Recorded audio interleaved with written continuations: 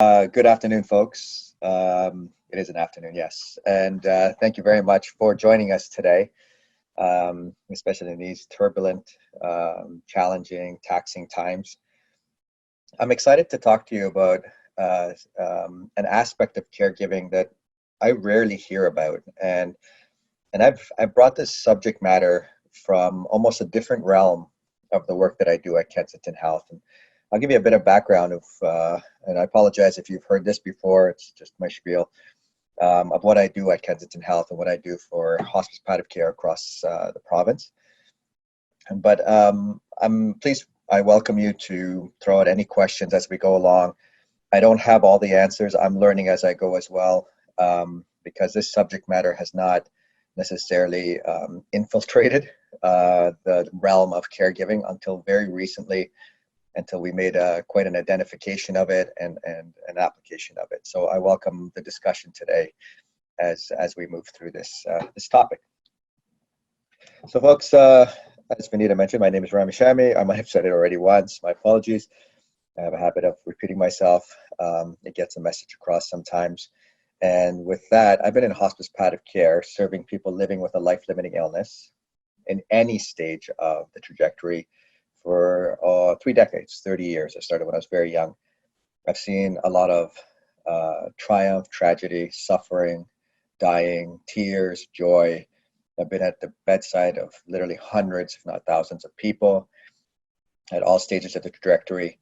And I'm very honored to be speaking at Wellspring, where the trajectory doesn't necessarily have to be moving towards a terminal diagnosis. It is literally living with cancer. And I appreciate that terminology because we focus on the day, the moment, and all that it encompasses.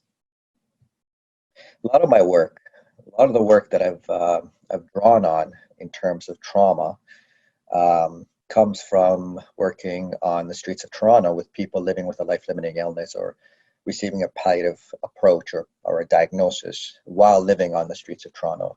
Not sure if anybody recognizes this scene. It is Bay Street, King and Bay. Of course, there was no social distancing at that time.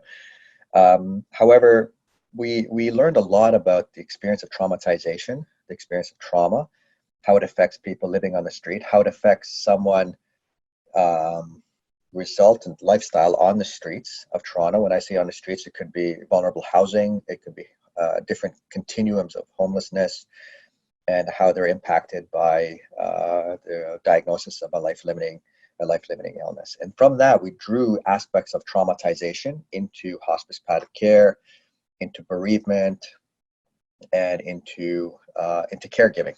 I also work another role with Lighthouse for Grieving Children, and there we look at the experience of children with grief and how it can be traumatizing, and how if we look downstream, people can end up living on the streets of Toronto in avenues of what we call structural vulnerability or homelessness. And this is a fine gentleman that really brought me a lot of awareness to me about trauma and hospice palliative care and living with a life-limiting illness. His name is Dr. Naheed Dasani, and he's one of the leads for COVID in Peel and Brampton region right now. And his work with homelessness and trauma and the spin on caregiving and hospice palliative care is very unique. You might have seen him a lot on the CBC. I make fun of him now because he's quite a celebrity, but he's quite a brilliant mind. He taught me a lot. So let me ask you, you see TV shows. I mean, you see media responses. You hear about trauma, and what comes to your mind? What comes to your mind when you hear the word trauma? What comes to your mind? And often when I ask this question in presentations and in trainings and teachings, a few things come to people's minds. That it's acute, it's ICU, it's fire and ambulance and police, it's gunshots, it's earthquakes, it's all these acute, sudden, overwhelming, it's war, right? But in many ways, folks, the word trauma has really been hijacked. Even that word is a traumatizing word, right? It's been hijacked to be all this and leaving out all this. And I'm going to get into the definition of what trauma is, because in my humble opinion, in my experience, there's a great deal of traumatization in caregiving.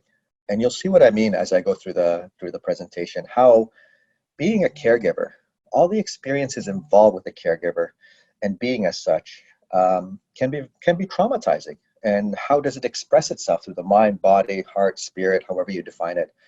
What are the symptomatology? What does it look like?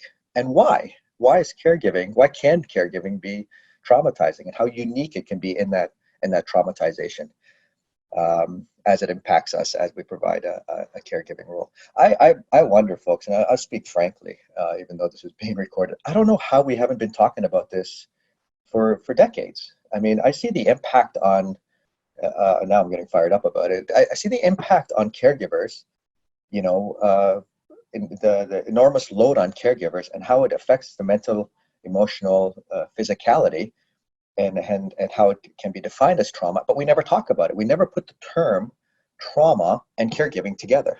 And it definitely is a correlation. There's definitely a correlation because the impact on caregivers and what happens to this is enormous. Oh. When you think of trauma, does anybody recognize where and when this is, or do they remember where they were at this point of time? Right? This is an example of grand scale mass traumatization. And I actually just could put the pandemic there right now, the COVID pandemic. I mean, I believe it's pretty much affected the entire world in terms of our perception and our experience of traumatization. But does anybody remember this? This is, of course, 9/11, right? 3 or 4 billion people, the most in human history, were traumatized at that one moment of time. That means they were impacted in a way that completely overwhelmed their sense of security, their sense of self, their sense of safety, their sense of well-being, right? Even if it didn't happen in their city, the threat of it, the feeling of it was to be threatening in terms of their welfare, right?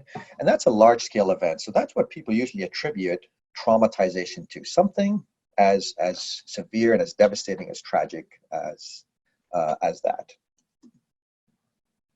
My family comes from this place. This is Lebanon. My father's from Israel. My mom's from Lebanon. And this is what, if I tell people this is where my parents are from, this is what they consider traumatizing, right? The horrors of war, the horrors of the impact of, segregation and of course, what we're talking about these days is violence and racism and oppression and harassment and what have you. This is where my family comes from. So when I talk about trauma, they're like, oh yeah, Lebanon, yeah, the war, yeah. But folks, it's not just that, not to minimize, but it's not just what we're depicting in these images. I'm going to define trauma for you so that if I can please ask you as a caregiver, see if you can recognize what I'm presenting today in your lives as a caregiver and how it can be defined as traumatizing, even by just the definition. If anybody's heard of CAMH, CAMH is a mental health institution support organization that's here in Toronto that helps people with mental health concerns and conditions and what have you. Their definition is trauma is a lasting emotional response that often results from living through a distressing event. I would change that a little bit. I'd change the emotional piece and make it physical, spiritual, existential, environmental response that often results from living through a distressing event. And look at the words that's used, living through a distressing event. Now, if we look at distressing event, 99%, maybe I'll lower it, 90% of caregivers experience distressing events, not even singular, but plural, distressing events in caregiving for a loved one. And they're living through it. And they have an emotional, psychological, social, spiritual, physical response to it. That's traumatizing, is it not? So it's interesting when we look at trauma as being this over here, and yet all the micro distressing events that caregivers face and live through in all the domains of the experience of being human are not classified as trauma. But in fact, they are, right? Or they can be, no doubt. And I'd like to dispel some of the misdefinitions of what trauma is. Trauma, although you'll see it, I think there's a show on TV called Trauma, right? I mean, so dramatic. Trauma is the event itself. Traumatization is what our response is to that, how we experience it, how we feel about it, how we process it, how we externalize it. That's really the active term is traumatization, right? Trauma is just the event. And I just want to make that clarification because what caregivers experience is traumatization. It's active, it's dynamic, it's a verb. It happens to somebody, right? And let's look at traumatic events. And please, if I may ask you, and I probably don't have to ask you, that's why you're tuning in today, look at these events, these traumatic events, with respect to being a caregiver. Check it out. One that leaves a person feeling overwhelmed. I've rarely met a caregiver that doesn't feel overwhelmed. Mentally, emotionally, physically, environmentally, they feel overwhelmed. That could be a traumatic event, is it not? The situation is perceived as threatening. Now, that might be a little heavy and a little harsh, but what I've heard from caregivers is the loss of a sense of self. The threat isn't necessarily violent or acute. The threat is, who am I now? Am I still a wife or a husband or a partner? You know, if my caregiving role is at home all the time, then, you know, I feel I'm losing a sense of what I am in the world, a sense of worth. You know, that perception is threatening to who and what we are. Right? And that's above and beyond the possibility or the perception or the vision that I might be without this person one day that I'm caring for, right? And that can be very scary and very threatening to how am I going to survive financially, emotionally? How am I going to define myself? You know, I remember hearing from one caregiver that, you know, whose partner was dying, whose spouse was dying, and they said, you know, I don't feel married anymore. And then they began to cry, like, who am I? Right? That's like they felt threatened in terms of even their relationality to the world. It leaves a person feeling out of control, helpless, unable to assimilate or integrate the event. How often do you as caregivers feel out of control? I mean, with the pandemic, you know, I mean, a lot of people are talking about the pandemic, but I want to do before and after the pandemic too, because this pandemic most likely will end one day, or we'll figure it out some way. But we're going to be left with this. Let's look at the feeling of out of control of being a caregiver, right? Your person's living with your loved one, or the person you're caring for is living with cancer. Does it not can make you feel out of control? You can't necessarily take their cancer away. You can't fix it. You can't change their suffering or pain or the unpredictability of it. And how hard is that to assimilate? Meaning to figure it out in your head and to bring it into your minds and hearts and say, my God, this is happening to me. Oh man, this is happening to me. This is happening to my life. I can't believe that. I hear that from caregivers all the time. And an event that overwhelms a person's ability to cope with the experience of the event. That's another piece that I hear from caregivers. That's why we had to define a whole caregiver support program, because the event, meaning the either immediate exposure of being a caregiver to a loved one or to someone, or which is more common, right? The repeated exposure of being a caregiver to somebody who's living with cancer for days, months, years. Of course, it overwhelms the ability to cope with the load of bearing witness to a loved one with an illness, to support them, to try to still have some semblance of life, depending on even the demographic of where we are, young, middle age, older adult. You know, all our coping strategies become challenged, and if we add a pandemic on top of that, so much of our coping mechanisms in terms of being able to survive as a caregiver, and I use the term survive because I can't tell you how often I've heard caregivers say, I feel a part of me has died. I feel a part of me is dying. I feel, just today I was speaking to a caregiver and she said to me, you know, not breaking any confidence, she said to me, I think I'm going to die before my husband because I can't handle this anymore. Is that not traumatizing when somebody feels that, you know, a piece of they are not going to survive the care they're providing a loved one? I certainly think so, folks. So you can see how, you know, and how this applies. And even if I would change it, not just a traumatic event, but traumatic events, right? Even, you know, folks, there's some great, I put some resources in here. There's some great work done by Dr. Peter Levine. Did you know even as a partner or as a caregiver, hearing or being at the bedside when the diagnosis is given by the physician is traumatizing, right? There's research on that in multiple books that I've put in here. So This isn't, we're not creating out of this thin air. This is actually research, and I just want to bring it to being a caregiver because I'm hoping that it can, in the very least of acknowledging and identifying the traumatic nature of being a caregiver, that it helps you in some fashion. So let me talk a little bit more about what is very, very simply, right? Because we could run a whole university college course on this, or even a master's. What trauma can be is really simply a memory. What I mean by a memory, it means the experience of an event or events, especially the caregiver, that are traumatizing, um, can change our brain structure.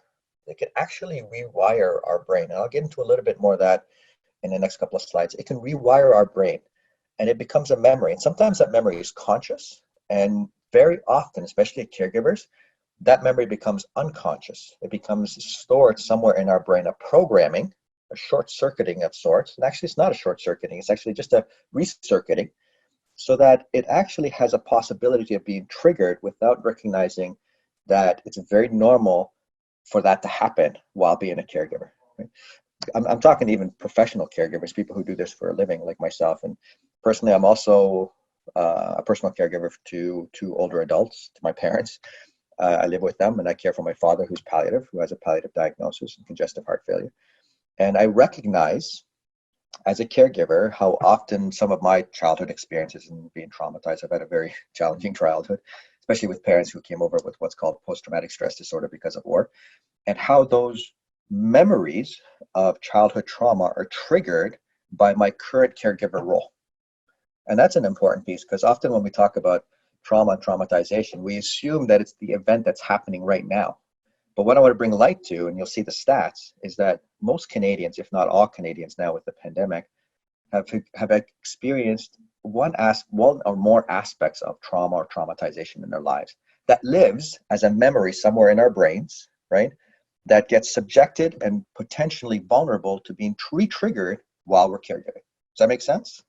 I hope it does. If not, please message me and I'll happy to clarify. Also, I told Vanita to please provide my email. I'd be happy to speak to anyone further about these aspects of what we present today. One of my favorite books, folks, and I highly recommend it. It's called The Boy Who Was Raised as a Doc by Dr. Bruce Perry. And it speaks not just about childhood trauma, but how the brain changes and can stay changed throughout our lives when it's been impacted with an experience that's overwhelming, such as caregiving. And what is in my mind, I mean, not to belittle any other experiences, but what can be even more traumatizing than watching a loved one suffer, be in pain, have uncertainty, change physically the way they look, lose their hair, have lumps and pathologies. Let's just be real. Let's call it what it is. Being exposed, losing appetite, losing weight, gaining weight, edema. As we bear witness to that and oftentimes can't do too much with it, how is that not overwhelming our ability to cope, overwhelming our emotions, overwhelming our mental, emotional, psychological, existential state? Therefore, it's traumatizing. And each and every one of you will experience it differently. Some are more susceptible and vulnerable to traumatization, like myself, for whatever reasons. Could be history, biology, DNA, childhood. And some of us manage differently. And it's very individual. It's not a cookie cutter approach saying, here's caregiver trauma, this is what you need to do. It has to be a very individualized approach because each and every one of us may be traumatized by a caregiver role differently. And Dr. Bruce Perry talks about that very well. By the way, I told Vanita I will provide these slides to her in a PDF format, and then she can share them with you. You also know in this book, and a child's mind is usually very adaptable. So imagine this in terms of an adult. 5 minutes, just 5 minutes of exposure to a traumatizing event can change a child's brain for their entire lives. And their brain is pretty elastic, so it brings circuitry to adapt. What happens when we're adults? And most caregiving actually happens when we're adults. Although there's what's called young carers, a lot of caregiving happens when we're adults. And it's for the most part, a lot more than 5 minutes, is it not? It's days and weeks, and in my case, 10 years. 10 years I've been a caregiver, a personal caregiver for two older adults. And that change in brain structure happens, folks. And that's why I bring this to your attention. That's why we don't always see it coming. Actually, most of the time we don't see it coming because it's unconscious. The brain has changed as a result of the overwhelming, traumatizing experience of being a caregiver, reprogrammed our brain, and then we act out. And sometimes it is in frustration and anger and emotional upheaval, and we don't quite know why, or we surmise it, not recognizing, that it's coming from a place of traumatization in the brain that almost we can't help it, right? So this is the stat I want to bring to you. I think it's much higher nowadays, especially since one of the biggest epidemics besides the pandemic, which is not an epidemic, that's happening to Canadians across the country is caregiver burnout, caregiver exhaustion. And this stat is actually the percentage of Canadians that experience at least one traumatizing event in their lives. I suspect it's closer to 99%, folks, especially nowadays, and especially with the load on caregivers. I expect it's probably 99 or 100% that people have experienced at least one traumatizing event in their lives. And if that's the case, then we can be traumatized or have experienced some aspect of trauma before we even become caregivers. And then you add the caregiving role. What do you think happens? If we look at caregiving as the possibility of causing traumatization to us, then imagine if we already bring some aspect, however small, however large, however defined, some aspect of trauma to caregiving, then what can happen is called triggering. And sometimes how we feel in a caregiving role isn't to do with necessarily the caregiving, but to do our history of trauma. And it doesn't have to be necessarily as severe as I've experienced it humbly in terms of childhood trauma.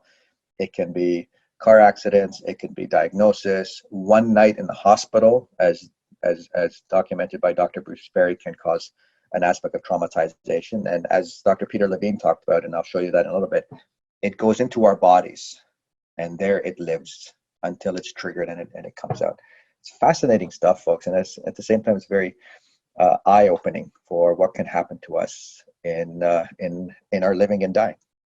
I want to speak a little bit more about the outcomes of trauma and traumatization, and see as a caregiver if you recognize some of these pieces.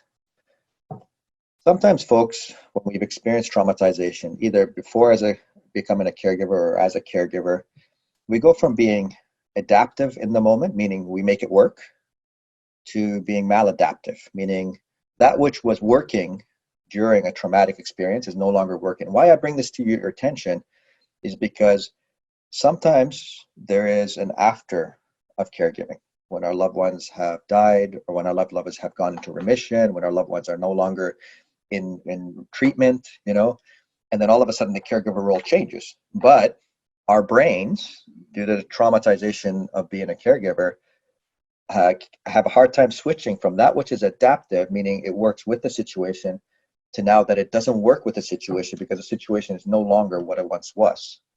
So our coping mechanisms can't switch. What was working in terms of traumatizing experience doesn't work anymore because the experience isn't the same anymore, but our brains thinks it's still traumatizing. I've actually seen that with caregivers who have had a loved one go into remission, right? And what ends up happening is that it's very hard for their minds, their brains, and they battle with it to switch, because they spent 4 or 5 years, and you spend 4 or 5 years supporting somebody living with cancer, the likelihood of there's an aspect of traumatization to the brain is very high, right? Not good, not bad, just it is, okay? And then to shift that to the person being necessarily, healthier, or not necessarily, battling the cancer, the caregiver is still stuck in their brains at no consequence to them because the brain has adapted to what once was. Does that make sense, right? Therefore, and that's sometimes where we see the rub between a loved one and a caregiver, a loved one living with cancer and a caregiver, is there's conflict and how can I say, a lack of cohesion, is because the caregiver's actual brain has changed. It's wired for a different experience. And that leads sometimes to a sense of mistrust. And it not necessarily, we call it relational mistrust. It's not necessarily to the person they're caring for. It's to the order of things. I can't trust anything anymore because it's been programmed in my mind through this traumatization that things are uncertain. And if they change, they still remain uncertain in my brain. And if they're still doing well, okay, if they're golfing, they're hiking, they're doing whatever they want to do in terms of, my brain is still programmed to think this is uncertain and threatening. So I mistrust it, and I don't feel safe in it. And then we start to rely on survival mechanisms. What trauma does, what traumatization does, it activates our survival mechanisms. The challenge with that, once the survival mechanisms are not necessarily appropriate to the situation, for example, if your loved one or the person you're caring for dies, or they remiss, or their cancer stabilizes, or they go into remission, their survival mechanism is still on, and to be able to turn that off is the challenge. Otherwise, we remain in what's called a fight or flight response, because the traumatization of the experience has turned it on, and it can't turn it off. It's programmed in there. One important feature I like to bring to this, and this is sometimes where family and friends struggle with or don't necessarily see eye to eye with the person who's a caregiver, is perception. And I'll read this to you. I'm sure you can read it. So it's our own individual perception of an event, of what can be traumatizing, can be different from person to person. What's important is our perception. That's why we can't use a cookie cutter approach to support caregivers that are perceiving some aspect of threat or traumatization due to caregiver. It's how they see it. And often I hear caregivers, in groups, what they say is that, oh, my husband's cancer isn't as bad as hers, but I can't help feel scared shit all the time. And they try to justify it and move around it. But the important piece isn't in the comparison, it's the individual perception. We don't necessarily always know why we're more susceptible to traumatization. We have to look at the present here and now and what is. And I usually address that with caregivers gently and saying, what's important is your perception. What do you feel threatened by? Because it's the threat that leads to traumatization due to an activation of what is our biological makeup, which is our fight or flight. I don't know if many of you have heard of fight or flight, freeze, or there's another F in there. There's like 4 or 5 Fs in there. I focus on fight or flight or freeze, actually, or feign, I think the other one is. And what is your perception of your situation? When I work with caregivers, and one of the, if I can use this term, which is maybe not completely appropriate, one of the aspects of trying to work with or heal or be mindful of or navigate caregivers and caregiving, and to somewhat preemptively address it before it becomes crystallized in our brains, is this aspect of perception. What are you seeing? What do you see when you caregive for a loved one? So, for example, this one caregiver, she looks at her life and says, it's over, right? Although, to another caregiver, she looked and said, well, how is it over? You have your husband, your wife, your kids, but it's the perception that's important. And when we look at perception, we don't necessarily try to change perception. We just try to see it for what it is. We address it. We become aware of our perception of our situation. I'd also like to talk to you about, I don't want to get too fancy and too clinical or what have you, but I think it's important to put these points out there, folks. And I ask you just to look at them as a caregiver. See if you recognize any of your aspects of yourselves as caregivers in these dimensions. They call them the psychological dimensions affected by trauma. So it's what traumatization as a caregiver can do to us. And something called affect dysregulation. What that is sometimes due to the load of being traumatized, what we look like and what we say is different from how we feel. So we'll laugh at sad events, we'll cry at happy events, not happy tears, but just we'll make comments that are off cue with respect to the situation, right? Off color in that regard, because what we perceive and what we feel are not in alignment. And how our face looks to this, especially I've heard this from caregivers, they'll say something like, why are you laughing at this moment when they've had an accident and defecated and it's messy or whatever. It's because that traumatization results in not being able to correlate what we see with how we feel and how we look. We can even have dissociation. Like we can completely what's called check out, right? We dissociate. And you know why people dissociate? It's a biological fact, folks. It's part of our biology. We dissociate as being to be protective of that which is so taxing. So when I see a caregiver that may exhibit, I'm not a clinician, I'm not a psychiatrist or psychotherapist, but may exhibit aspects of separation from the situation, I recognize they're being self-protective. And to try to draw them back in and try to it can be damaging, right? They're separating the situation because it's so overwhelming, and it's in fact traumatizing.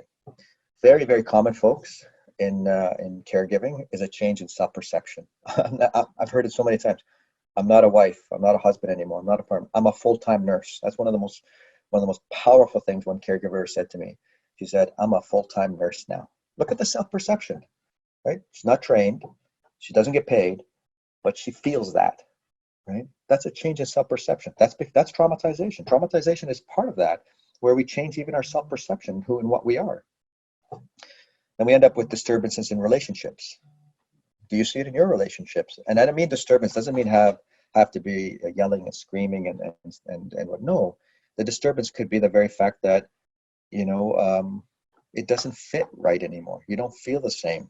The intimacy isn't there. There's just a disturbance in the force, a disturbance, right, between what was the before and what is the now. The next one is one of my favorite. It's called somatization. I have trouble saying it sometimes. And what that is, folks, is the physicality of it. Very, very common. Dr. Peter Levine did some great research on this over the years.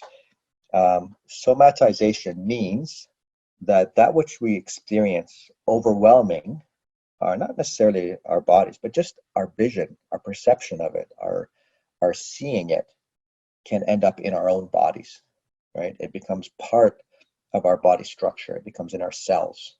And there it lives. And there it lives often. And it can result in aches and pains, chronic fatigue, autoimmunity. I'm not trying to scare anybody, but that's traumatization due to caregivers, right? Well, caregivers come and tell me all the time, this hurts and this hurts, but I don't know why, right? I don't know why I'm exhausted all the time. I don't know why I'm starting to get the same headaches and pains that the person I'm caring for has. That's somatization. That's where the body stores a lot of that which we experience mentally, emotionally. And then there's an alterations in systems of meaning. You might wonder what that means. I'll give you an example. A caregiver came to me and we were talking and he eloquently said, he says, my parent has now become my child, right? And in his mind, that's not supposed to happen. It's not supposed to happen in my mind either. Like I'm not supposed to parent my parent. And yet, because of the progression of disease, the capacity of workload, it changed the entire system of meaning. And what's important in that is the recognition in the changes of meaning. Otherwise, they result in a whole other aspect of disturbances, which we'll get to. I hope this is making sense here. I get very passionate about this, folks, because I see it so often, and I've been very fortunate to work with many caregivers to see exactly these aspects of traumatization. Check these out, right? Here's some of the effects of trauma. It actually changes your brain.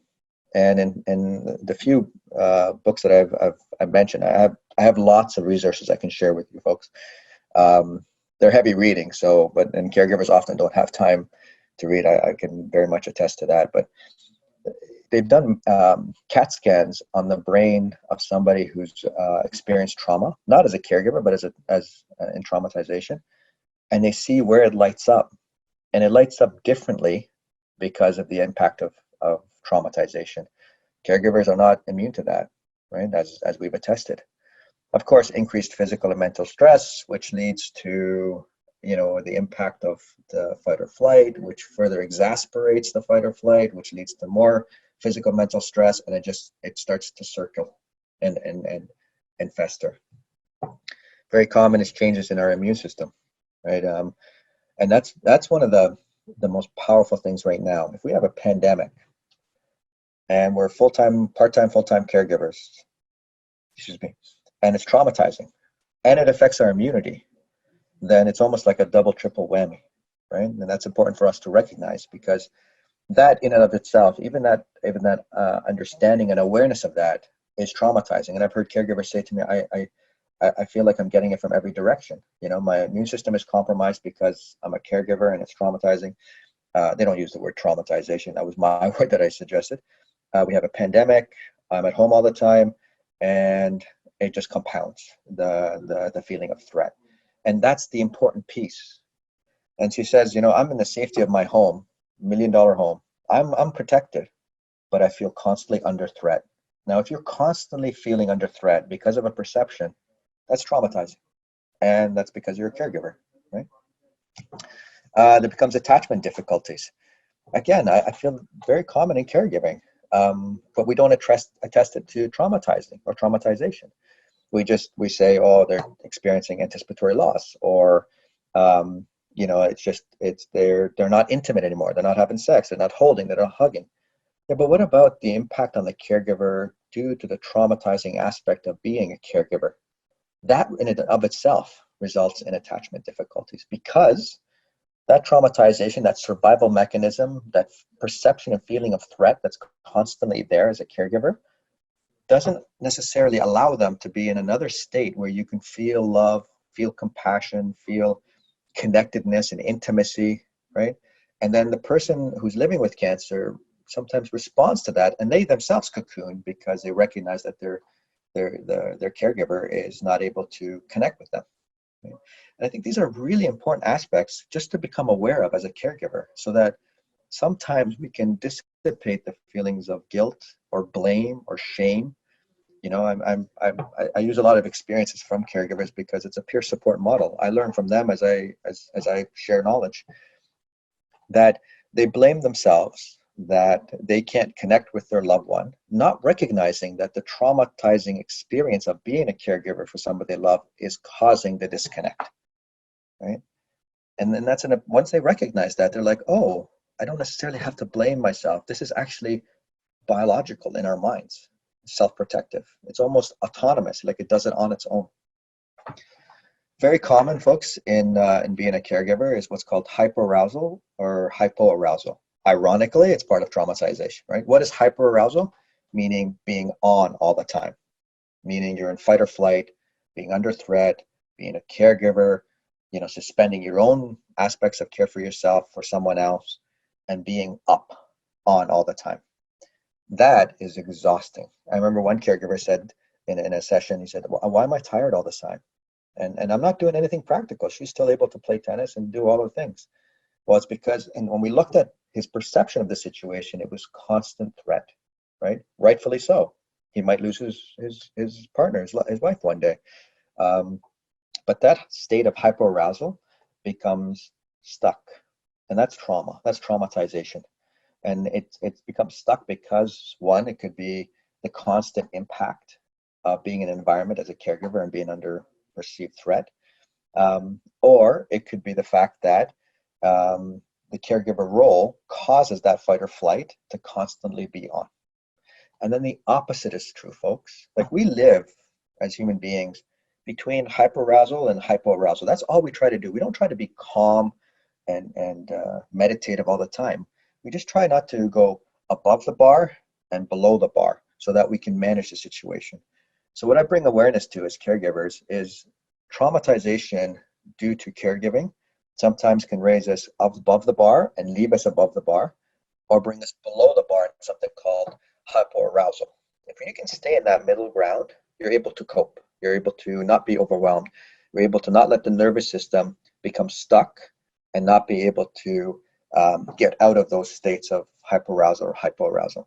Hyperarousal, we've explained, is just this hypervigilant state of all that can be threatening 24 hours a day, which affects, and I'll get to it, affects sleep, digestion, sexual intimacy, whole sorts of stuff. But there's also something called hypoarousal, which is much less common identified. It's where it's perceived that the caregiver no longer cares because they're in what's called almost like a feign mode, meaning they're in a state of survival that biologically is designed for us to stop and pretend that, for lack of a better word, to pretend that we're dead, right? And what we do in that is that it allows the predator to keep walking by and not to eat us. That's biological, it's built in. In today's society, in today's structure, that appears to everybody else as checked out, dissociated, doesn't care, is not interested anymore. You know, all these kinds of aspects that I hear people talk about caregivers as, when in fact it's biological. Is that because of the traumatization of the experience, we get into that state of fight or flight, freeze or fawn, where it's self-protected. The biological mind thinks if I do this to this threatening situation, which doesn't appear threatening to anybody else, but to me it appears threatening and it's traumatizing, then I will survive. To everybody else, it looks something very different because they don't see the threat and they don't necessarily react to it the same way this person does. And that can lead to some aspects of behaviors changes, folks. We can become very rigid to protect that which is happening to us, or it can be chaotic. So, for example, for myself, I experienced a lot of childhood trauma. My life can sometimes become chaotic because if it stays too structured, you know, as I've experienced as a child, then it's unsafe. So I go where it's safe. And what's safe for me is chaotic. Keep doing things, keep throwing distractions, keep moving. You know, 70 to 80, 60 to 70% of kids, according to Dr. Bruce Perry, who are diagnosed with ADD, ADHD, are actually misdiagnosed because of a history of traumatization, whatever that may be. And that's an important piece because as we become adults, we look at what do we do to dissipate tension and stress and traumatization in the moment. I love this final line, folks. Effects of trauma are felt across a lifespan, from the time we're born, even in the womb, till we live our last days. There's impact of traumatization, and it's just what do we do with it. This is where we get into what I find sometimes is done with it, right? Sometimes recognize some of these behaviors. We see angry outbursts, irritability, right? And then the caregiver will feel guilty about it, not recognizing necessarily that it's an expression or a symptom of traumatization. Sometimes there's reckless and what we call self-preservatory, self-destructive behavior. As a young man, I used to do a lot of rock climbing, and how I dissipate a lot of traumatization I experienced was to climb recklessly, right? And when I recognized that that didn't come from bravado or being, you know, a badass tough guy rock climber, it actually came from trauma. Now think about that as a caregiver. Are any of these resonating with you as a caregiver with respect to the traumatization aspects of being a caregiver? So most often we don't recognize that. We put one on over here and we put one over here. Oh, I'm reckless, or I engage in, you know, self-destructive, self-preservatory, whatever you would define behavior. But that's because it's my personality. Well, could it be because of the traumatizing nature of your caregiver role? Sometimes we have an exaggerated startle response. And I'll give you an example. Someone who's living with cancer drops something, okay? A pill bottle, whatever. The loved one or the caregiver gets so startled that the response is exaggerated, okay? And because they're in hyper arousal. And so that affects their well-being. They're thinking, why am I so on edge? They call it on edge, right? We call it on edge. And then we fluff it off and we say, it's just, I'm stressed. No, it's probably an aspect of traumatization, right? Very normal aspect of traumatization of being a caregiver, that you have an exaggerated startle response. Just be mindful of that and see if that affects, if you resonate with that. Very common problems with concentration, and that's because our minds, when we're in fight or flight or hyperarousal, our minds actually become less focused on calibration and concentration, and actually a lot of that blood is shunted to the muscles and to the survival mechanisms with which we see a threat. Our pupils dilate, and we become ready to fight or flight. Well, If you're stuck in an apartment caregiving for a spouse or partner or a child or an older adult, and you're in fight or flight, as if prehistorically our brains are programmed to fight a tiger, and yet you are caregiving for a loved one, you can see how that won't match. And then you won't recognize as a caregiver, why am I reacting like this? Very common sleep disturbances. One of the most common symptoms I hear with caregivers is that I can't sleep. I can't sleep. But the lack of sleep is not necessarily due to fatigue or lack of fatigue. It can very much be associated with traumatization. And that leads us to something called triggers, folks. Why it's important, I find, for caregivers to be mindful of traumatization in their roles is because they can get triggered, right? And it could trigger somebody to experience feelings, sensation, thoughts, physicalities as if it's happening in this particular situation. That's what I was talking about in terms of maladaptive and adaptive. And this is an important piece, that if we have past experiences of trauma, they can be triggered in caregiving. That's what I'm struggling with a lot right now, and I'm working through, is that my father was very abusive. So in caregiving for that which brought me abuse is very triggering. Or the triggers can manifest post-caregiver role, meaning if the loved one is recovered or died, post, the trigger can be there. And I try to help caregivers recognize that the traumatizing aspect of being caregiver can last a lifetime, right? I don't believe we necessarily change the caregiver role overnight. It takes sometimes months, years, decades for that caregiver role to dissipate. And in the meantime, if it's been traumatizing in some way, future life experiences can be re-triggered. And nowadays, folks, is another caregiver that I'm supporting. Caregived for her mother, and 10 years later is now caregiving for her father, and is being triggered by the traumatizing aspect of the initial caregiving for her mother, but didn't recognize that it as triggering until we started talking about traumatization. I'll skip that slide, folks. I want to just go down to the bottom, this piece here. Someone who's experienced some aspect of traumatization may be suddenly overwhelmed by a state of fear for no apparent reason. It's interesting, you know, when working with caregivers and being with caregivers, all of a sudden there's this, there's no threat in front of them, and yet the experience inside is terror, fear, hopelessness, anger. All of a sudden it comes out. And that is the traumatizing aspect of being caregiver. And that could come out at any time, folks. It could be in a group, it could be walking down the street. And now I'm finding with the pandemic, because we somehow have space and we're at home and we're doing social distancing, it seems to be coming out a lot more. Because when you create space, you know, this is what I tell people who are doing mindfulness and meditation, to be mindful that when you create space, pause. That's sometimes where the suddenly overwhelmed by a state of fear for no apparent reason comes up. And to hold it and to be able to recognize it, that this is part of an aspect of traumatization. Let's speak a little bit to how it actually works, to give you an idea of how it actually works, folks. We have this instinctive brain that receives information, right? Then we have a thinking brain, which is the thalamus, and then we have an emotional brain. Normal everyday structure, this is how we work. We get a thought, we should receive information, we think about it, we get an emotion about it, we react. So that's the thalamus. The thinking brain is the cortex, and amygdala is the emotional brain. But what happens, this actual process takes about 24 milliseconds. But we have a secondary process that lets us short circuit the thinking brain and go straight to the emotional brain, so we react. So if you're walking down the street and a big snake comes out, right? As if, but something comes out that suddenly is felt as threatening.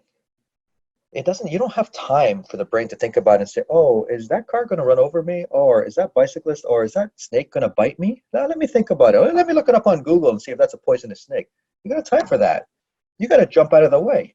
So we have a secondary mechanism that actually cuts out the thinking brain and goes straight to the emotional brain, that allows us to react to save our lives, right? That takes 12 milliseconds. That saves our life most of the time, right? However, with trauma, either a singular event or a constant event that's overwhelming us, this part gets stuck. this emotional reaction gets stuck. But what happens with caregivers, their thinking brain turns off. They're constantly, or in just a single event, constantly having to react emotionally over a period of time. And it could happen actually just one event, like 9/11, or a rape, or a murder, or a diagnosis of a life-limiting illness, or it can happen over a period of time, which is more common for caregivers because most of the time they're experiencing extended support, right, of someone who's living with cancer. Constantly telling the brain to be, in short circuiting the thinking brain in survival mode gets it stuck, folks. It gets it actually programmed. That's why it's so hard to unprogram it or build programming around it. Thus, we result in constantly being an emotional brain, meaning we just react. We're emotional. We're angry. We're frustrated. The emotions come out before we think about it, and then we think to ourselves, "Why did I react that way? Why did I get angry at the person I'm caring for, and I had that outburst? Why didn't I just stop and think?" Because your brain is designed to do that. It's actually natural. So then we hold the guilt and sadness of the reaction with recognizing that that's actually how my brain is programmed now, because it perceives it as threatening. Do you see how this goes back to perception? Do you see that's how it's very important for us to recognize individually what are we perceiving in the caregiving role? That's where it starts. And then to look at it from a threatening aspect and work our way backward upstream to see how it's impacting our daily activities in the role of a caregiver. And sometimes, folks, to reduce those emotional tensions of being in traumatization, especially a caregiver, this is what I've seen. I've seen substance use and all sorts of it. Like, you don't have to talk about drugs and alcohol. We talk about coffee, right? And what have you. It's just a way to reduce the tension. Okay? I've heard of suicidality, of course, hypersexuality, aspects of eating or under-eating, right? Overeating, under-eating. And there's a whole biology to that. When we're in a fight or flight, our brains doesn't know the difference between a full fridge and starvation. We just know we're under threat. The prehistoric brain goes, "Oh, I better eat to survive the winter. Let me overeat." Or I need the sugar because I need to fight or flight.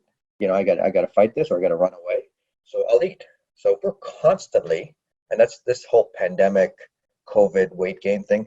I hope people recognize that it's because most of the time, because we're under fight or flight because of a perceived threat in our environment. And now add the caregiving role. No wonder people are eating, and I'm no different. I find myself I was telling my partner the other day, "Why am I hungry all the time?" I'm like, "Oh, it's because I'm constantly under fight or flight." The spending sprees, that's a whole personal story I can get to. I used to work at a hospice across from Sherway Gardens in Etobicoke. It wasn't until I realized I'd filled my closet after 3 or 4 years and I had an empty bank account with perfectly new clothes that I never wore that I recognized I was intention reducing behavior because of the traumatization of being in a hospice, being around death and dying all the time. Clicked. And there's something called self-harm, also identified as self-preservation, and it's also seen as a form of cutting, but there's a whole other aspects to that. And all it is really tension reducing due to the aspect of traumatization. And unfortunately, folks, fortunately or unfortunately, I've seen it with caregivers. Right? So let's talk a little bit now about how does trauma present in caregiving, right? As a caregiver, and what have I experienced, what I've seen. One of it is the changes of behavior. It's sometimes very, very common which is very challenging for caregivers, because sometimes it's voiced by the person they're caring for, is that you're not the same anymore, right? So their behavior has changed, but they don't necessarily see it or can identify it or can change it, because what trauma does as a result of being a caregiver, it changes our brain, which changes our behavior, and then it's quite challenging to work with that. It can result in pain and symptoms, as I said about somatization. I have a hard time saying it. Somatization. It could result in aspects of challenge to being coping, right? If you're especially now with the pandemic, if you're overwhelmed, you recognize that overwhelmed, the coping strategies may not dissipate the sense of overwhelmed because it's become trauma, right? What used to work before to dissipate, once it's become traumatization or trauma, the coping mechanisms may not work. We talked a little bit about substance use. Unfortunately, folks, working in the field, how often have I seen avoidance, even professional caregivers or even personal caregivers of the person they're caring for? They just can't do it anymore.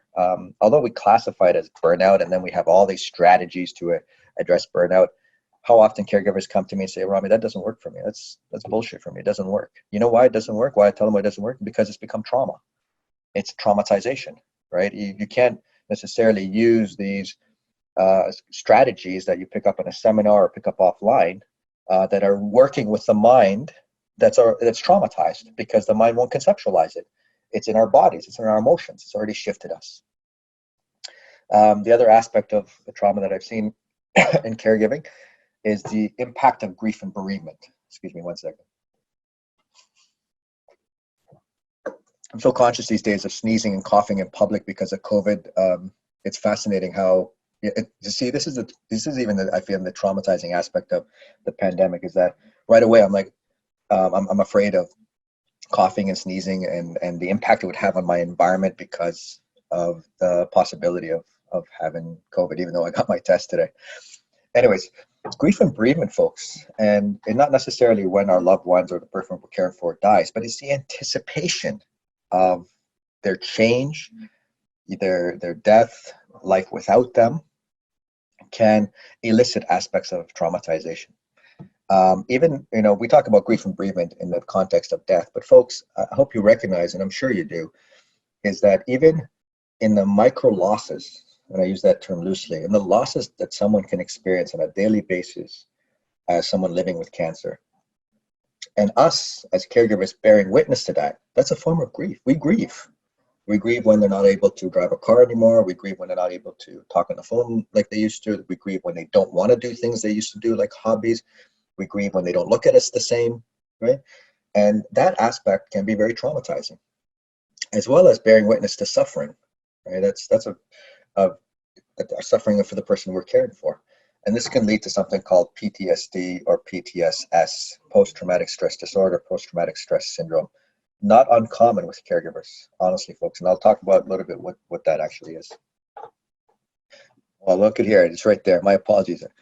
Not on cue. Let me define what's called post-traumatic stress disorder or stress syndrome. And that's when repeated aspects of trauma have gotten to a point where they result in the expression of symptoms that include nightmares, flashbacks, and thoughts were come out of nowhere. That's a more severe aspect of traumatization, and I've seen it with personal and professional caregivers, where it's become completely impacting their daily lives to the point where they cannot function. Now, let's talk about traumatization as experienced during caregiving. See if you could identify some of these aspects. And folks, we can go into a lot of strategies, and I will get to some of the strategies before we end our session today. But the most important piece, what this session is really, really about, is recognition, awareness, an unconditional positive regard with respect to how we're experiencing the caregiver role and how it can be traumatizing to us. That's what really that session is a lot about today, is that simple awareness of what is happening to us and the judgment sometimes we carry on ourselves, not recognizing that what's happening to us is a form of trauma. And if it's a form of trauma, we almost can't help it, how we respond in many ways, okay? How can caregiving be traumatizing? I've mentioned a lot of these, but let's really focus in on them. When you lose a sense of self, lose a sense of personhood, and lose a sense of individuality, very common, I hear that in caregiver. Have you heard of it? I'm sorry, not have you. Have you experienced it yourselves? Have you felt a sense of loss of self? Like, who am I now? Am I a person? Am I a caregiver now? Am I a PSW? Am I a nurse? Am I just a bedmate? Am I sleeping in a? I've heard many times from caregivers that they sleep in a different room, in a different bed. Then, if your sense of self is in response to, it's coordinated with who you are living with, being with, and who are you? I look at that of myself. Am I son anymore? Am I working all the time? They're more like, respected, more like children now, unfortunately, and I have to caregive for them. So I lose a sense of self in context and reference to who they are. And the personhood, the tax of being a caregiver, like, then where's my time for myself? right? A loss of autonomy, control, and protection. This safety feature, right? I hear one question I ask caregivers is, what are you worried about most for yourself? And that is the whole aspect of autonomy and protection. I don't know what's going to happen to me. I can't take this anymore. That can be very traumatizing, folks. Being constantly in fight or flight, you get stuck in that fight or flight as a caregiver. You're constantly on. And you know, folks, we think it ends when our loved one or the person we're caring for or family member that we're caring for goes into remission or dies. But if it's programmed in our brains, does it really change? And that's when we result in what's called maladaptive responses to our lives. If 76 to 80% of Canadians have experienced some aspect of traumatization, most of us have had a history of some aspect of trauma, folks. And it could be anything. There's so many aspects of traumatization, like 1 night or 2 nights in a hospital, like surgery. I mean, surgery is traumatizing to the body. Even in Dr. Bruce Perry's book, he talks about homophobia, how not the person that experienced the homophobia, not the person that heard about it, but the person that learned about it through that third party, through that second party, was just as traumatized as the person who experienced that, if not more. Imagine that. Who watches marathon Netflix at night, or watches all the media that's happening now, and isn't recognizing how it's affecting them. I'm not saying don't watch it, don't be a part of it, but recognize how it impacts you and how it can build up in you as well at the same time. It can lead in, of course, in overwhelming emotions, right? Very common now because of the pandemic. There's no avenue with which to dissipate it. You're stuck necessarily in the setting, caregiver, or the caregiver, your person you're caring for, is in another facility. All the aspects you used to dissipate are no longer available to you, and it builds. That's an aspect of being traumatized. Very common for caregivers because sometimes they're full-time caregivers of a loved one at home. And also facing repeated experiences of suffering, pain, pathology, dying by a caregiver, it can be traumatizing, but it's very common for caregivers. And it's very common for caregivers. Why are we not calling it trauma? Right? There can be a sense of powerlessness or hopelessness, right? That can feed traumatization, because the powerlessness can result in a feeling of being trapped, which is a resultant feeling of being threatened over a period of time, or even in one instance, in one event, traumatizing. Uncertainty can be threatening, which can lead to an aspect of traumatization. And the very fact of being physically alone, I know this one caregiver, like, her body's beaten up by caregiving for her father. And, the physical load is like, she feels like she's a punching bag. Her father's very kind, but the physical load on her body, the way she described it, if you check the languaging of how we describe what's happening to her, folks, she felt like she's being punched. Is that not a perception of threat? That's trauma, right? Even though there's none of that happening in her caregiver role. It's the perception. And when she recognized the perception, she was able to feel on some level that, that the impact is making her feel threatened. And then we started working on dissipation strategies for the feeling of threat. I want to bring you to your attention, folks, and I bring this up, a little complicated, but bring this up because I trust that you can see the impact of caregiving. So what usually happens, we have a car accident in the middle of winter, right? Pile up, whatever, okay? And we become afraid of driving in the winter time, okay? And then if we don't address it or become aware of it or recognize it, we become actually driving in all kinds of bad weather, right? Not just snow, but even if it rains or it's fog. If we continue not to look at it, or we're continually subjected to it, okay, such as a caregiver, then we become afraid of driving, period, and we don't drive anymore. Now, see if you can correlate that to a caregiver. Caregiver is caring for somebody who is living with cancer. Constant exposure to suffering, pain, struggle, changes in body, tests, treatments, right? Then we become almost sometimes afraid of, the classical condition is that we become afraid of the next test, the next change, Even if it's in remission, we don't trust it. That's classical conditioning of a traumatizing experience. And then we could actually, we can result in dissociation, where we can't even address or be a part of the journey anymore. We dissociate. And that doesn't mean you're not at the bedside or at, walking with your loved one, living with cancer, or the person you're caring for. That means somehow inside in our minds, we've separated out. That's classical conditioning, very common in caregiving, but we don't identify it, especially in long-standing caregiving, which a lot of people living with cancer experience. Long-standing results in this classical condition. That leads us to something called vicarious traumatization, folks. You might have heard of it. People call it vicarious trauma. That's not quite right, right? The actual terminology, you don't vicariously, you're not vicarious of the event. You're vicarious of the impact and response to the event. So this is a good definition. It's a transformation or change in the helper's, I don't really like that word, but okay. The helper's inner experience as a result of responsibility for and empathetic engagement with people who are experiencing traumatization. Let me reword that for you. I just want to put a definition in there for good measure, right? What is vicarious traumatization? But as a caregiver, bearing witness and supporting and caring for somebody, a family member, what have you, the vicarious traumatization of that is that we vicariously start to experience that which the other person is going through. So living with cancer can be traumatizing in its own right. We should actually have a session on that in its own right, but that's outside of my caregiver role.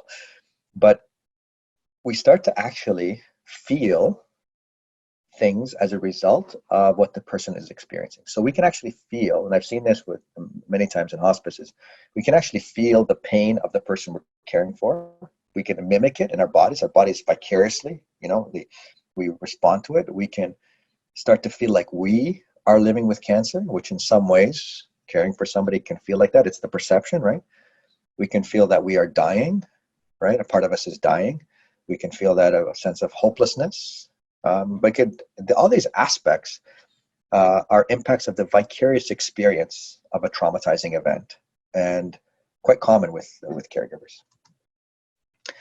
Now, the last little while, folks, I want to talk a little bit about, we've talked so much. I mean, for me, and I could be wrong about this, I welcome your input. For me, the awareness, acknowledgement, identification is the most important pieces. Everything else is secondary. However, if you look on the internet and you look at all the strategies, it's the cart before the horse. It's like, let's do all these things to offset that which you're not even aware of, right? So for me, I call it trauma glasses on and off. What I ask caregivers to do is to recognize that which they're experiencing by putting trauma glasses on, meaning all that can happen when you're traumatized, and to see how they're behaving, how they're feeling, how they're expressing through the lens of trauma, okay? Because it leads to this, and I think this is one of the most healing aspects for somebody who's experiencing traumatization as a caregiver. Normalizing it can dissipate, or at least address the feelings of guilt, shame, blame, okay? Normalizing, validating it, recognizing that it is there, right? And a very normal aspect. Someone who is or has experienced trauma, such as a caregiver, can be one of the most powerful interventions that we can make. And for me, working with caregivers and being a caregiver, I find it is the most powerful intervention, because from that seat, folks, from the normalization, from the validating, everything else flows. Everything else can be addressed. Let's look at some of what I put it in quotation because I don't want to held that I didn't create this term, nor have I ever seen it, but let's call it caregiving trauma, okay? How can we somehow dissipate? How can we work with it, folks? I think the first and foremost is to be proactive and preventative in it. Meaning, if we learn how trauma and traumatization of being a caregiver, how being a caregiver can traumatize us, then we can be aware and mindful of when we start to float out of into hyperarousal or into hypoarousal.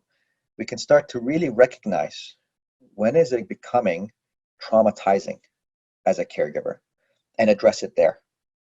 Most often, folks, it's gone so deep into traumatization as a caregiver that the work and help and support is almost mute. It almost becomes a point where the work becomes quite challenging because it's already reprogrammed our brain. So we have to work backwards. So if we become proactive in recognizing how it's starting to affect us, right, from a trauma lens, like trauma glasses on, then we address it there before it becomes PTSD or PTSS, before it creates wiring in our brain that completely shuts down our thinking brain. So that's the identification and acknowledgement. And that's what we try to do in caregiver groups as well, is to recognize and become aware of and acknowledge the traumatizing aspect of caregiving. Then we work to lower the fight or flight in the moment. And one of the biggest tricks of lowering fight or flight is not to let it get to a state of hyperarousal, right? It's if we constantly recognize when it's getting to that point of fight or flight and hyperarousal or hypo, that we do something about it in that moment. And what to do, I can't script it for you folks because each and every one of you will have a different way with which to dissipate fight or flight in the moment.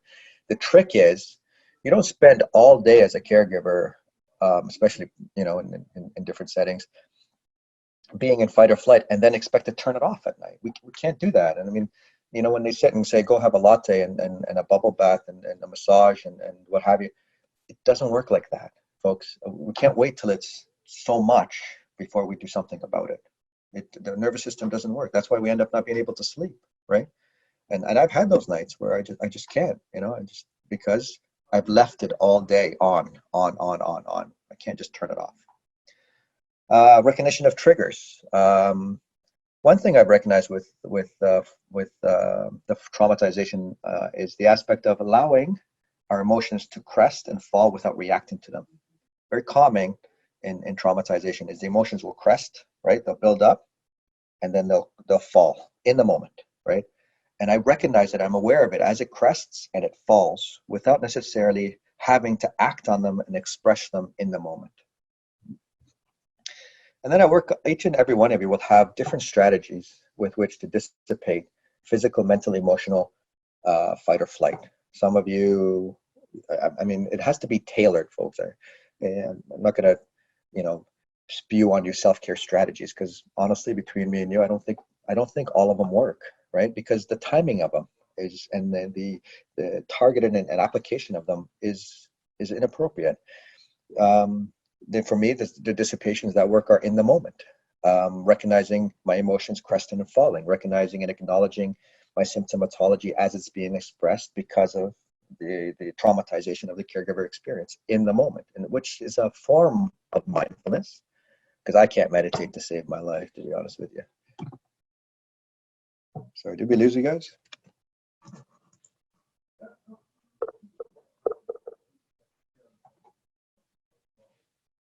Am I still there, Benita? Yep, you're still there. All right, I don't know. My computer I think you just went blanked nuts. out for a sec, but you're good. Was my mind too? I've been blanking out. Anyways, folks, I find tailored approaches to dissipation of what we call tension-reducing behaviors is the best, and not necessarily to advocate for those tension-reducing behaviors, but to recognize what dissipates you in somewhat of a well-being, supported, healthy way. But very basically, I find sometimes is recognition of the traumatizing experience causes a bit of separation from the emotion and reactivity and experience, which creates a bit of a buffer that allows us to stay within the hypoarousal and hypoarousal.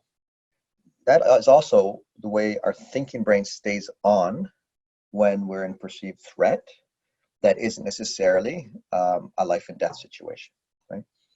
One of the things I speak with caregivers is pause. So here at the hospice, and some of this is a great program that they had down in Zen Hospice in California, is the pause. Before I step into my father's room to care for him, I stop.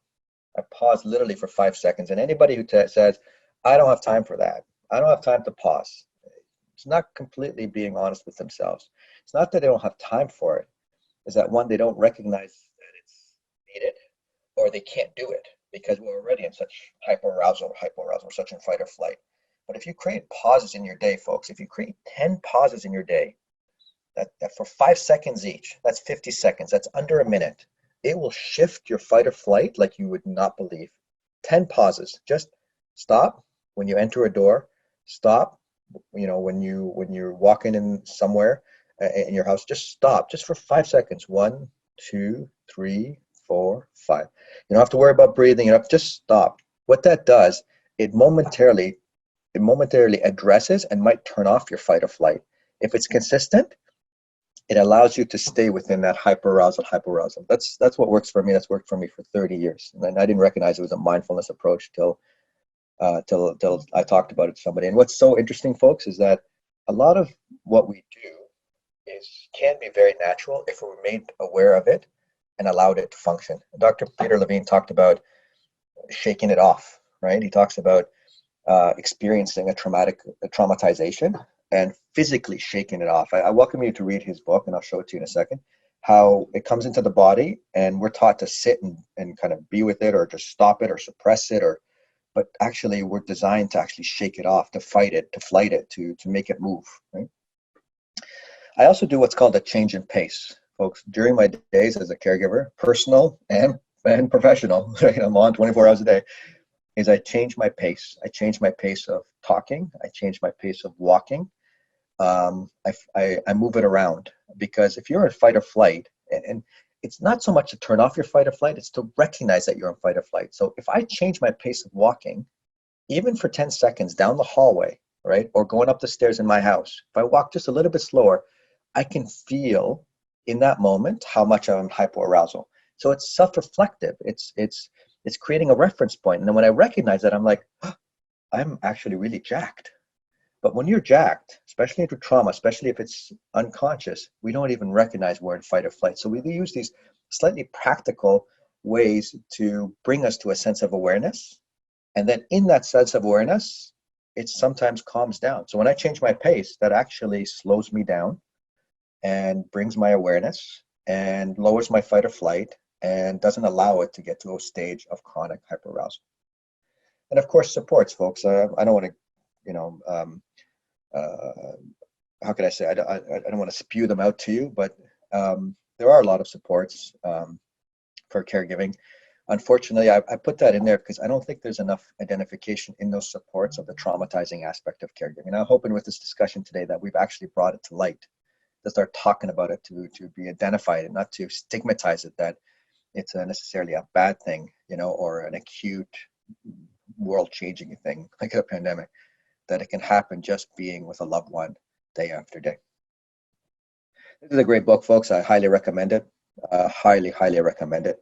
It talks about traumatization as a caregiver. He's one of the few people that really started talking about it, but he talks about it more professionally, but we can adopt it personally, because what's the difference between a professional caregiver and a personal caregiver? Besides, you think getting paid makes it better or easier, right? I can speak to that. I live in both worlds, and the anonymity of the people we're caring for sometimes helps, but it's trauma as a caregiver. I love this quote: everyone has a right to have a future that's not dictated by the past. That's not just when there's a change in the disease trajectory of the person we're caring for, folks. That's every single day, because the impact of traumatization as a caregiver definitely is felt in the future, the next day, the next moment, the next decade, the next year. And I like to put this question out there: if there's any professional caregivers that have joined us today, why are we not talking about trauma and caregiving? We have pandemics, we have intergenerational trauma, we have racism, we have gender specificity, we have colonialism, I could go on, war-related, we have immigration, we have refugees, we have accidents, we have, a medical trauma, we have natural disasters, we have an aspect of grief being traumatizing. All these are part of caregiver. They could be, right? Different demographics, we experience these. If not, the whole world is experiencing now with oppression and racism and harassment. Then why are we not talking about it in caregiver? Because caregivers don't stop being who they are and what brought them to who they are once they become caregivers. Sometimes it's exasperated. Sometimes the impact and experiences of trauma, past and current, impact the caregiving. Love this quote by Dr. Peter Levine: trauma is perhaps the most avoided. I would change perhaps. I would say definitely the most avoided, ignored, belittled, denied, misunderstood, and untreated causes of human suffering, right? Add the caregiving aspect, and it becomes quite an ordeal. And there's something called a trauma-informed approach, folks, which we teach in hospice palliative care and a lot of the street supports that we provide people living with and structural vulnerability and what have you. I ask caregivers to say, instead of asking, what's wrong with me? Like, why am I acting like that? Why am I feeling like this? You know, sometimes there's so little focus on us, except for necessarily the expressions that we're not okay with.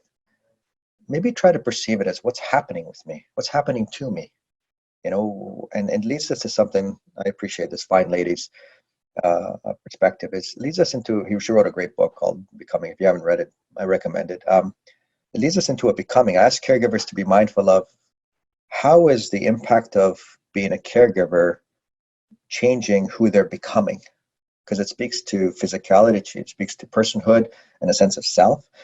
And if we're mindful of how it's changing to who we're becoming, in that mindfulness of the change, we become more aware of what is changing, how do we feel about it, how it's impacting us. And that keeps our thinking brain turned on and doesn't necessarily just shove it into emotional brain. And if we can keep our thinking brain turned on, folks, the traumatization of being a caregiver is somewhat lessened. And we're able to make better decisions. We become sometimes more aware of who and what we are and what's happening to us and how it's being impacted and received by the person we're caring for. And sometimes it changes even our perception of the situation. I've seen caregivers, after they've looked at the traumatizing aspect of being a caregiver and look at it, they're becoming, the situation becomes less threatening because they're able to use their thinking brain to see it for what it is. They look at the snake, they're like, oh, it's a snake, but it's a gardener snake, right?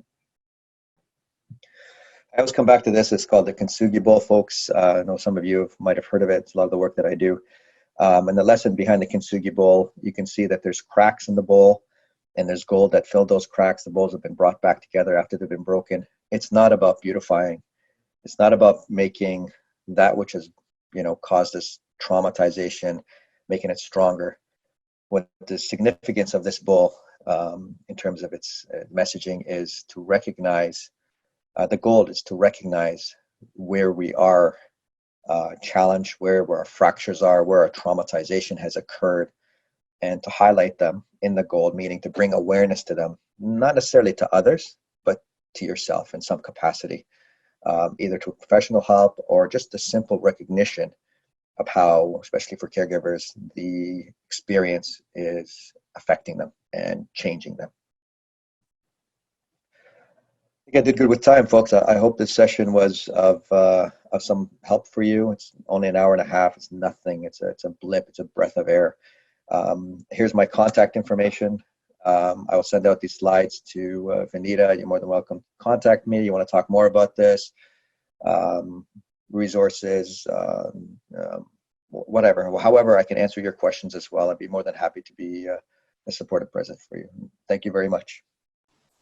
Thank you so much, Remy, for that. That was such an amazing talk. And so I think we'll open it up now. If anybody does have any questions, just feel free to click on the Q&A icon at the bottom and just shoot your questions and we'll try to answer them. And so I think we'll leave it open for maybe like a minute or two. Sure. And we'll see if we have any questions. And again, Remy's email is always there, and I will be emailing out the slides that Remy presented today, as well as I'll include his email address in the email that goes out, just so you have that as well. So if you do want to connect for more insight, feel free to do that as well. Sounds good. And I think we have one question there. Let's take a look. Yeah. So can you review the concept of separation again? Yes. It's variable. So sometimes what a caregiver experiences, especially when they're perceiving a threatening situation and they're in fight or flight and it's traumatizing, they'll separate from the experience, and that can mean a whole bunch of different things. Separate from the experience meaning physically separate from it, so they're not triggered, affected by it. It could be that they dissociate mentally, emotionally, so they lose affect. They can't access empathy and compassion to the person they're caring for. They can separate just emotionally, meaning they stop feeling with the person. So they look callous, they look like they're distant. I've heard that, right? Or they can separate even within themselves, right? So that they're not necessarily in tune with their mental and emotional states as it impacted by the experience. I hope that helps. There's a lot more to the whole piece of separation. I'm happy to expand on it, but that's in a nutshell when you talk about separation. Mm-hmm. So thank you for that. So it doesn't look like we have any more questions. Oh, maybe we do. Oh, yeah. So you talked about tension reducing behaviors. What would you suggest to help with them? Um, that that gets when it becomes the tension reducing behaviors.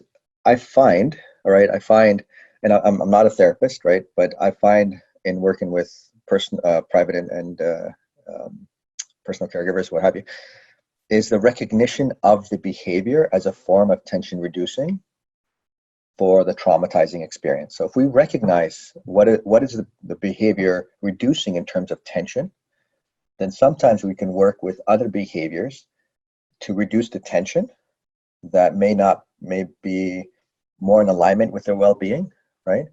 But we look also at the perception. What is the perception that they're experiencing that they need, that's building this sense of hyperarousal and survival instinct and fight or flight, so that we can dissipate that first or look at it as such and connect it with the behavior.